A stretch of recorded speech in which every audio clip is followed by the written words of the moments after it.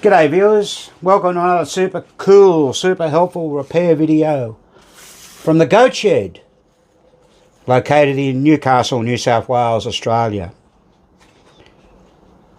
Now today we're going to be doing a video on troubleshooting Kingpin. Now this machine was designed by Ed Krinsky and the artwork was done by Gordon Morrison. The game was released in November of 1973.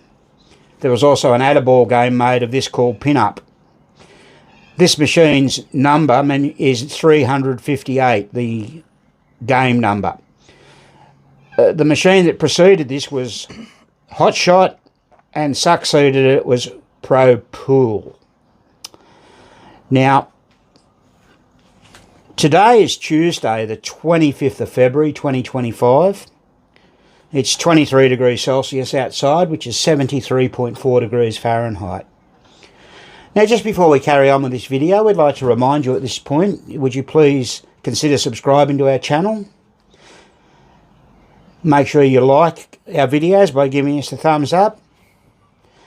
And if you find our videos useful, we'd like you to consider making a donation by giving us a super thanks. Now, a gentleman gave us $100 the other day, which was fantastic. We really needed that, and it's just gone towards some parts that we've actually had to order off PBR. Remember, we're not a business, we're hobbyists, so all donations are gratefully accepted.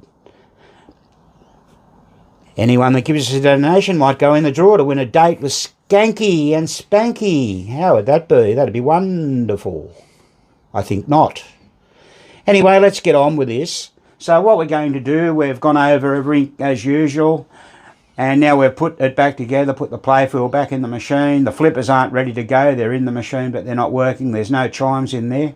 So we've got all the score rules at 1. So let's do a reset now and see how they go. Right, what got a ball?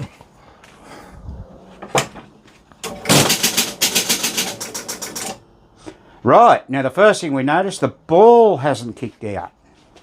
So we're going to need to look at that. Graham's just jiggled that ball around there a little bit to see if the switch might be a bit dirty, but it's not.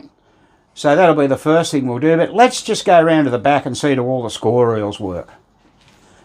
So we'll start off on the 10-point reel, just by operating the relay manually. Oh, hear that noise, yeah, that's not right. Making a terrible noise. Let's see if it carries over. Okay, that's how it should sound.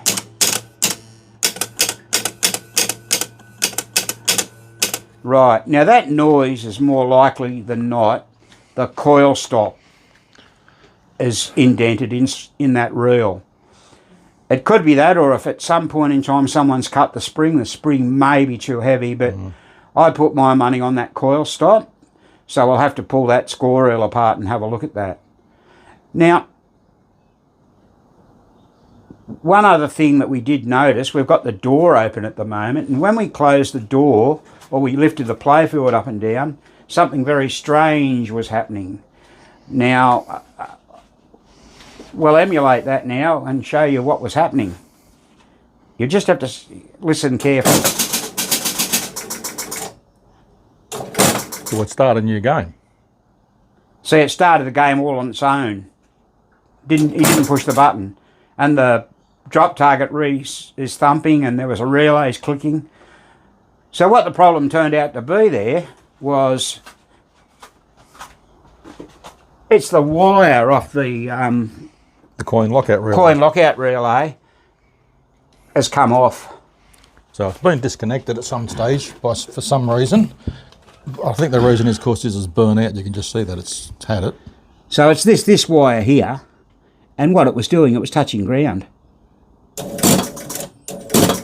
All right. So we're going to fix it up by putting a bit of heat shrink on it. Yep. And there's the other end of the coil. Someone's just wrapped around there. So we're going to do the same there. We'll do the same with that. This coil isn't necessary for home use where you're not using coins. Oddly enough, this machine does have coin mechs in it. We don't get to see those. And it was an Australian delivered machine.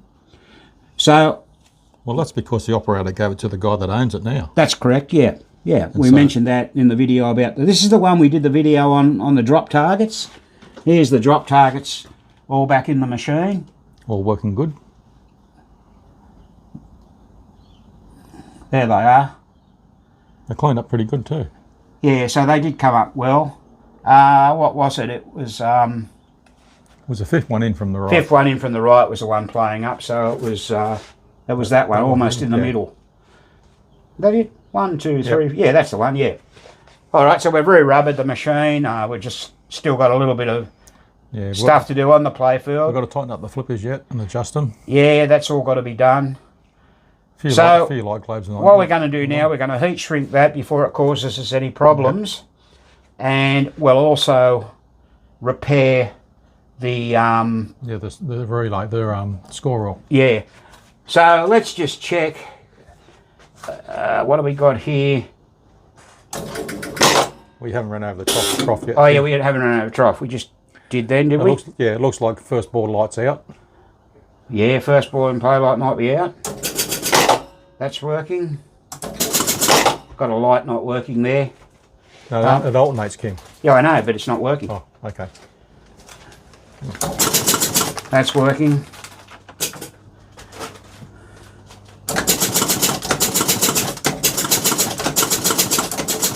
See if the spot moves, Kim, by the rollover in the middle between the flippers. Look at that, beautiful. Okay, but we know we're going to drain the ball and nothing's going to happen because we've got to fix that. Yeah. Now, I suspect that's on the O relay because nothing's happening, the motor's not running. Now we've just got to check with the special works and all that sort of thing. Indeed. But it's a pretty basic game, this one. We've had a lot of them in. Yeah, it looks like the right light up here is not working. Yeah. So I'm not sure if the viewers can see that. No, you probably can't. Let's show you. So we've got this light here, it changes. So this one's not coming on. Yeah, that's okay. Could be on the relay or could be just this. So we'll have a look at that as well. So we've got a few little things to fix. Now this is the ball return relay. So what we want to happen, we want that relay to pull in so it can fire the ball coil, kicker coil. So what I've done, I'm going to short that switch out now with a jumper wire. And I'm talking about this switch up here. It's a little awkward to show you, but I'm going to have a go. Here you go, I've got a jumper wire. Yeah, I knew that would happen. And I'm just going to put it on that other lug there, that spare lug, that white and black one.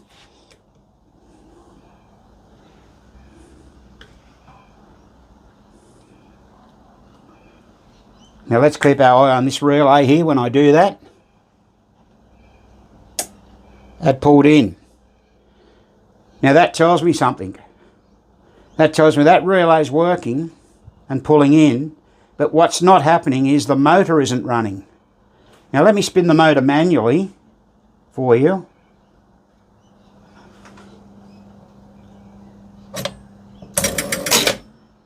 And you heard the coil fire. So that means there's a switch on there on the O relay which runs the motor which isn't working. Now, good. Everyone confident about that? I am. Let's have a look.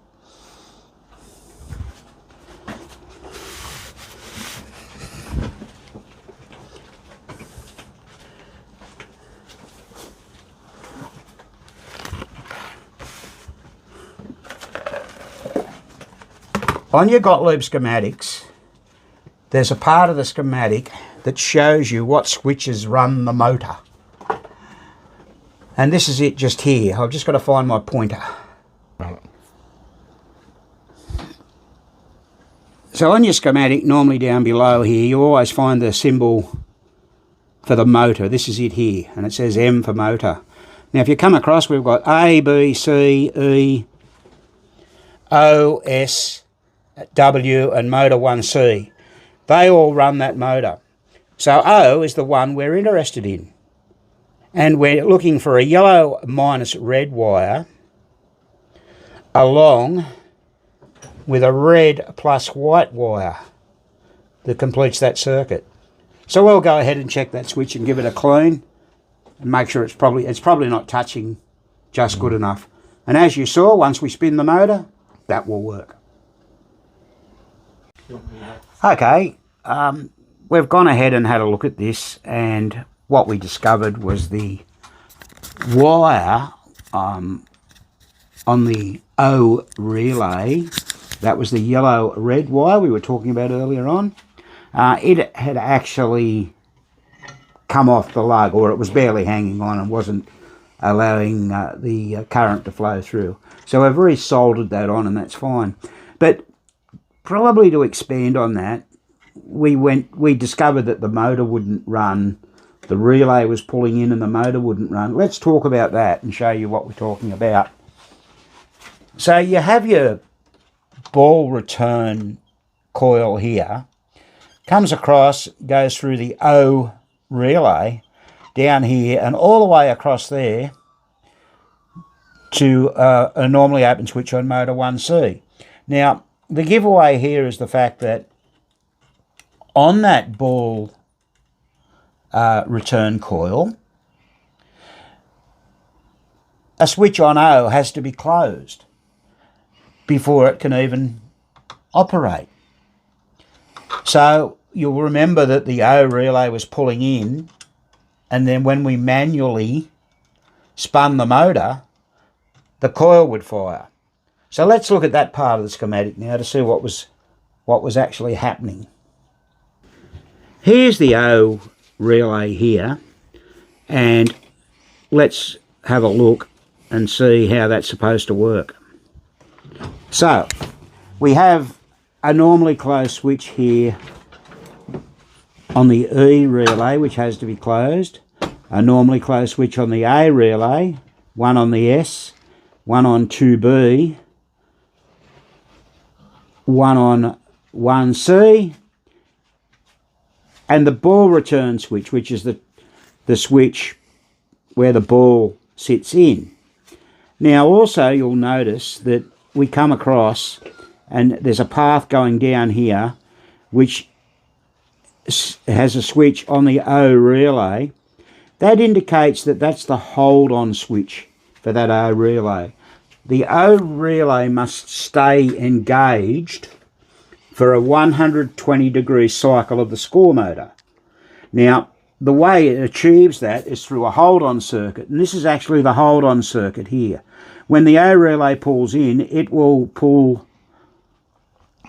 that switch closed, and that switch will stay closed till the switch here on motor 2B opens up. That's the lock-in or hold-on switch. 2B is often used as a holding circuit. So when the cam comes around, it will actually open that switch.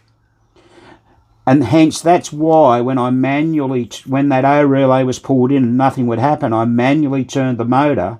That O relay would have stayed locked in, and if I left it there, it would have burnt out, because that switch has to open to release that part of the circuit. I hope that makes a bit of sense. Now let's have a look and see what we've done on the machine now. So remember, this is the relay in question. I'll start the game. Now there's no ball in the trough at the moment. We'll put a ball in the trough. That pulled in, the motor spun round, the relay released, and you heard the ball kick out. The ball kick, or the ball kicker fire, and the click was because Graham hit the trough switch and the ball count units moved to 1. Now, while we're on the job, we've also replaced 3 lamp sockets. Here they are here. We weren't happy with those, so we put 3 new sockets in. One of them happened to be Whenever a feature doesn't work, that one there was playing up a bit. That's a very important one because, you know, if you get your 5,000 or whatever. For 5,000 when you fire. So we changed that. We changed a couple under the slingshots. And we did have trouble with a 5,000 point, the one in the middle, but we seem to have got that working now. Yep. So what we've also done, we put some heat shrink on that troublesome wire. Oh, there was 2 of them. In the power side. So they won't give us any more problem. And what we'll do now, we'll put the Playfield down, and we've attended to that, the 10-point score reel. In test things now, aren't we? We're in test mode now, yeah. Right, you'll remember that noisy 10-point score reel. We'll operate that. That noise is all gone. Wonderful. What that was, as I said, I'd put money on it. It was a badly worn coil stop. As well as, while we were on the job there, we did notice this before. It had a coil in it. That's the score reel coil itself, A5194, which was out of a foreign machine, a Spanish machine or something. And I don't know, it just didn't seem right. So we just changed that over for another coil. Plus the coil sleeve wasn't fitting properly as well. Oh, yeah, okay. Yep. But largely that was the problem. So let's just go through now, and you want to score 5,000 points out of that hole, Graham? We'll see, does that work? Look at that, beautiful. And out of the other hole. All right, what do we got now? We got the drop targets. What do they score? 500 points. 500. Perfect.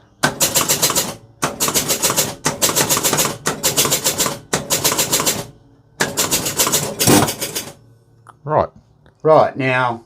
That 5,000 should be 5,000. We're going to change that lamp socket. Yeah, it was giving us a bit of grief. Giving us grief, so we'll do that. So you get another 500 points when not lit, but 5,000 when lit. So that's the objective, and when you get it, it advances to the next one to the left. Or it can advance with the advanced lit spot, such as. And notice when it advances, we'll just pull this back a little bit, it changes the pop, it turns the pop bumper on. On and off. Off. Yeah, so when it's on the left side up here, the pop bumper's off. On the right, it's lit. Okay, so we'll get all these out. We could get special.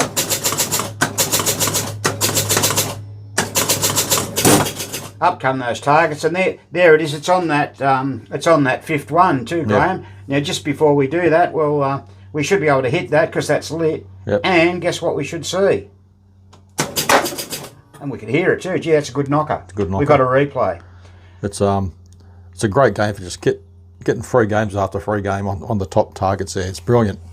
When you're a kid and you got specials on about third or fourth ball, you're in for at least a good run. Right, okay. It was a great game. The other thing we had trouble with, ball ones are light now. We just had a slightly bad connection on the socket, so we think we've fixed that up as well. Yep. As we mentioned, this machine has had a particularly hard life. But that's what they were designed for, and here they are 50 years later still working. That yellow's not working as well. Mm-hmm. So that one and that one. So this is what we do. We go through everything and make sure it's working 100%. He was talking about the side lane down here. Yeah, of course. Does the one on the right work? Yes. Yeah. So the right one works. It alternates. And that should be on 5,000. It pays the 5,000, but it's not lit. So it's just all right, we've probably got a dodgy socket or a globe. Well, we changed all the globes, so it must be the socket. Or it could be on the alternator relay as well. All right, so folks, that's why it's important to go through these games and ensure that everything works okay. Yep. We'll test it now for... Yeah, other things we've got to check the scores are paying correctly. Set the replays up. And make sure it goes up to 15. Yeah, of course. Got to do that. It's on free play. Yes. And make sure it's game overing okay and all that. All right, well, we'll do that now. We'll make sure it's game over. So let's have a look at that. All right. So we'll drain the ball. We'll just go through the motion. Ball 2, ball 3, ball 4, ball 5. And we'll go down the guts. We'll drain that ball. And there matched on 10, and looks like the game over light's out. Which is okay. We'll fix that. All right. So just a few little minor things Oh, to plus do. we've got to check every match works as well. Oh, yes. Yeah, we'll do that. Yeah, just little things. All right. But this machine should be ready to go soon. The customer should be happy. We've got a training course coming up this Saturday morning, so we'll use this machine to do some troubleshooting on. We'll probably run through the part of the circuit with the students that we just talked about in the video, and we'll put a fault in that circuit so that we can illustrate why the ball didn't fire, and we'll probably illustrate how to use jumper wires in the circuit. We're hoping to do that in a future video. We've been asked a couple of times. It's down on the list, so if anyone's interested in that, we'll be doing that. What else, Graham? Anything else? No, I think that's it for now. That's it for now. All right, well, viewers, once again, thanks so much for watching. If you've watched this far. Yeah, I want to go on and call out now. Oh. Yeah. Please consider subscribing to our channel. Give us the thumbs up for our video. I think this will be about our 292nd video. So Spanky says, this has been another Goat Shed presentation.